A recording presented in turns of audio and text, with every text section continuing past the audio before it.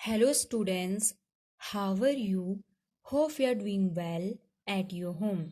So, dear students, today I am going to teach you NCERT Science Book Class 7th Chapter Physical and Chemical Change. So, dear students, what is physical and chemical change?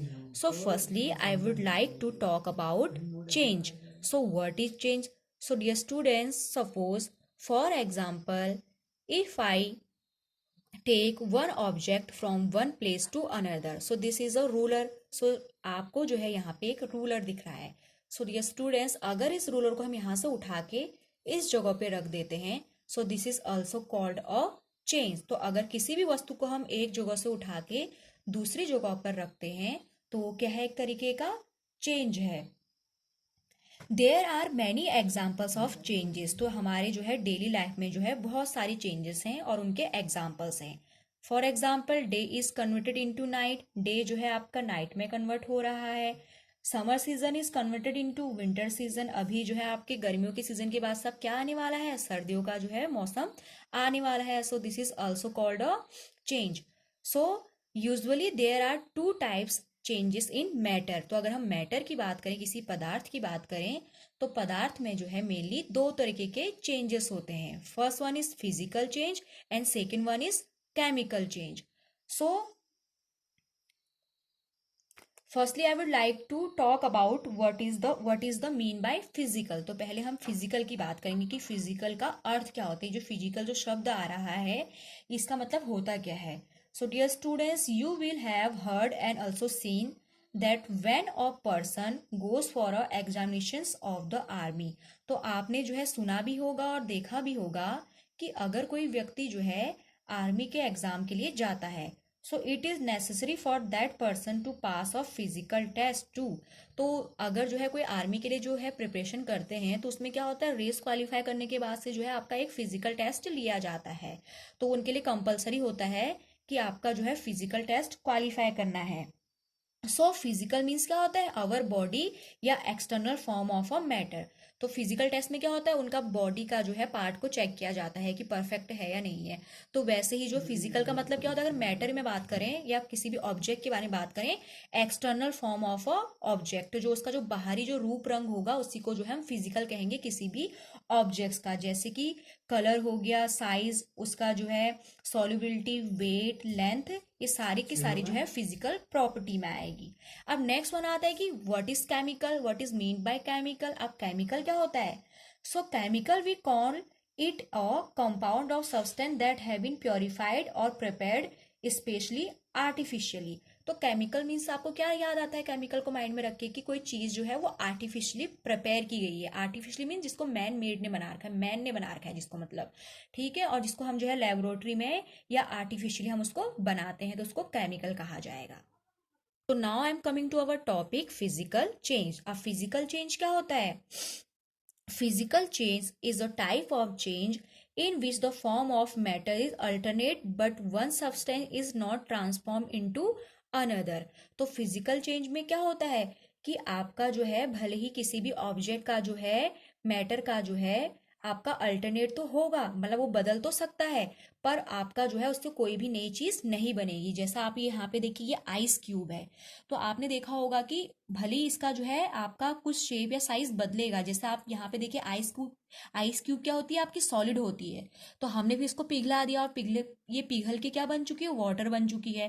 तो इसका form change हो गया ना. यहाँ पे क्या थी, ये सॉलिड था, अब यहाँ पे क्या बन गया, ये लिक्विड हो गया. तो इसके जो है फिजिकल जो आपका जो बाहरी रूप रंग था उसमें चेंज आ गया ना. पहले ये ठोस था, अब ये तरल रूप में आ गया है. तो भले ही चेंज तो आया, बट क्या इससे कोई नया ऑब्जेक्ट बना, नो, क्योंकि देखिए पहले भी पानी था और अभी भी ये पानी ही है, कोई इसमें कोई चेंज नहीं आ रखा है. तो फिजिकल चेंज में क्या होता है, उसका जो है कुछ आपका जो है आकार या शेप तो बदलेगा, शेप एंड साइज तो उसका बदलेगा, बट उससे जो है कोई भी नई चीज नहीं बनेगी.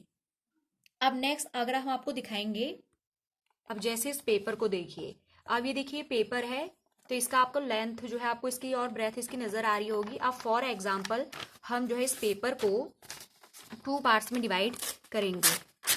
तो देखिए टू पार्ट्स में डिवाइड हुआ, देन इसको अगेन हमने जो है टू पार्ट से फिर देन फोर पार्ट्स में डिवाइड कर दिया. तो अगर आप यहाँ पे देखेंगे कि एक पेपर का जो है 4 पीसेस हो चुके हैं, तो इस 1 पेपर का जो 4 पीस हो चुका है, तो हम इस पीस को भी हम क्या कहेंगे, पेपर ही कहेंगे। भले ही जो है इसका साइज पहले लंबा था, अब ये छोटा हो चुका है और टुकड़ों में मिला है, पर फिर भी हम इस पीस को भी हम क्या कहेंगे, पेपर ही कहेंगे, और इस पीस को भी हम पेपर ही कहेंगे। तो फिजिकल चेंज में क्या होता है कि आपका जो है थोड़ा बहुत उसके शेप एंड साइज में अंतर आएगा, पर जो चीज पहले थी वही चीज बाद में भी रहेगी। तो ये क्या होगा, आपका फिजिकल चेंज रहेगा। अब फॉर एग्जाम्पल कि मैं इस पेपर को जो है जला देती हूँ, if I burn a paper,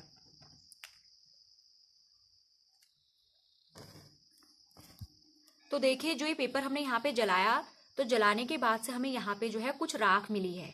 तो ये राख को जो है अगर हम क्या करेंगे, फिर से पेपर बनाने की कोशिश करेंगे, तो ये पेपर जो पोर्शन इतना जल चुका है यहाँ से, अब हम कितना भी कोशिश कर लें, ये जो राख है हम इसको दोबारा पेपर नहीं बना सकते हैं। तो केमिकल चेंज में क्या होता है कि आपका जो है किसी भी ऑब्जेक्ट का जो है शेप, साइज और कलर जो है पूरी तरह से चेंज हो जाता है, और उससे जो है एक नया ऑब्जेक्ट बनता है, और वो ऑब्जेक्ट जो है अपने पहले वाले रूप से बिल्कुल क्या होता है, अलग होता है। जबकि फिजिकल चेंज में हमने क्या देखा था, जैसे पहला था वैसे ही वो होगा, भले उसके जो है लेंथ में थोड़ा सा कमी आ गई थी, पर वो था पेपर ही। बट यहाँ पे केमिकल चेंज में क्या हुआ कि इस पेपर का क्या बन गया, राख बन गया, और जो चीज पहले थी वो चीज अब नहीं रही, और अब हम कितना भी कोशिश कर लें, अब हम इस चीज को जो है दोबारा पेपर नहीं बना सकते हैं। So dear students, what is chemical change? The change in substance through which is new substance obtained which is completely different from the original substance. तो देखिए एक ऐसा परिवर्तन जिसमें जो है पहले वाला पदार्थ जो होगा वो पूरी तरह से चेंज हो जाएगा, और जो नया पदार्थ बनेगा वो पहले वाले पदार्थ की तुलना में बहुत अलग होगा। और देखिए अब हम कितना भी कोशिश कर लें, उस राख को जो है हम दोबारा पेपर नहीं बना सकते हैं, क्योंकि वो नई चीज बन चुकी है। अब जैसे फॉर एग्जाम्पल यहाँ पे देखिए, यहाँ पे बर्निंग ऑफ वुड, लकड़ी जल रही है और जल के क्या बनेगा, ऐश, राख बनेगी ना। अब हम राख को कितना भी कोशिश कर लें, दोबारा हम क्या नहीं बना सकते हैं, आपका जो है लकड़ी नहीं बना सकते हैं।